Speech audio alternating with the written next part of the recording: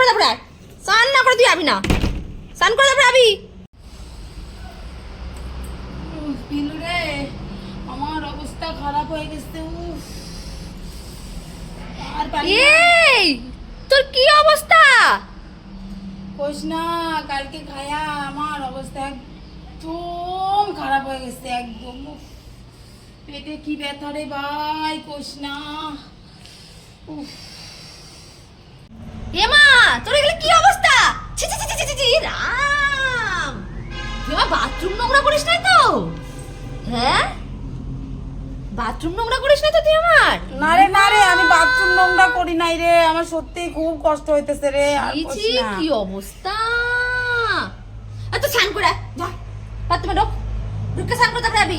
এরকম করতেছিস কেন তুই? তুই বাথরুমে বাবা, স্নান করে তুই যাবি। জানিস না আমার কি পাতলা পায়খানা হইছে। না তুই বাথরুমে স্নান না করে যাবি না, যা যা যা যা বাথরুমে স্নান করে আয়, যা যা যা যা। এরকম করতেছিস? যা বাথরুমে যা, গিয়ে স্নান করে তারপরে আয়।